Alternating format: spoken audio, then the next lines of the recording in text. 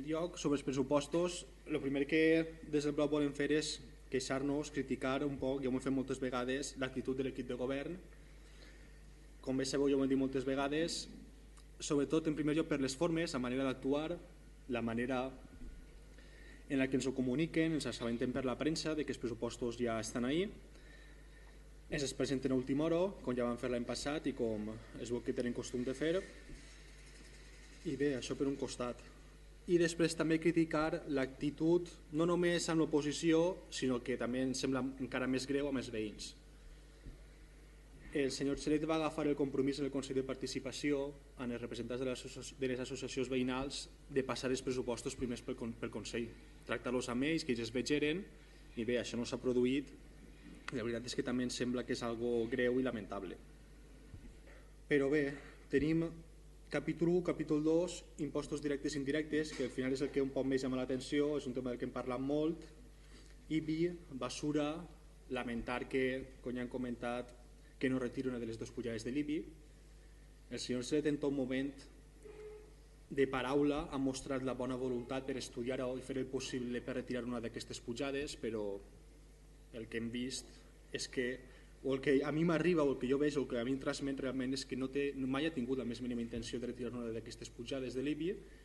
I bé, així està, ho podem comprovar que realment sense cap informe ni sense cap estudi seriós o un informe de secretaria comentant si és possible, si no és factible, a més sabent que hi ha altres pobles i cada vegada més estan retirant alguna d'aquestes pujades, es veu que en Deni això no interessa i al final són els veïns els que tindran que pagar la mala gestió econòmica de l'equip de govern. Sí vull comentar en el capítol 3 del gasto els financers, que estem parlant dels interessos a bancs que són $1.000.000 d'euros més elevats que l'any passat. Vull ressaltar-ho perquè al final aquesta és una clara demostració de la nul·la gestió econòmica que està fent aquest equip de govern. Aquests $1.000.000 d'euros de més que estem pagant és bàsicament, en l'informe d'intervenció ho explica, perquè com fins ara no s'ha pagat a proveïdors, no s'estaven concertant préstecs per a pagar a proveïdors, no s'estaven pagant interessos.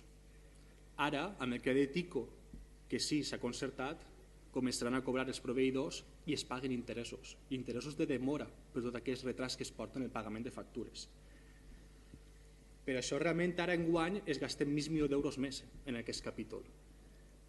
Si s'hagués fet correctament, si durant l'any passat, l'anterior, s'hagués anat pagant als proveïdors, per una banda ara tindrien menys interessos de demora i a més estalviarien diners, perquè passarien de tindre crèdits en banc al 8% d'interès a passar al crèdit ICO que ara se'ns ofereix amb un interès del 5 o el 6%.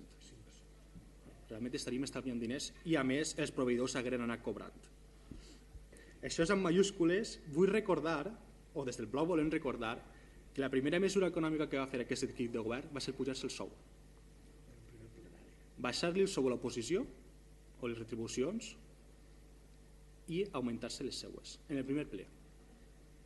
Ara ells es pugen els impostos en 4 milions i no es gasten un cèntim invertint en la nostra ciutat.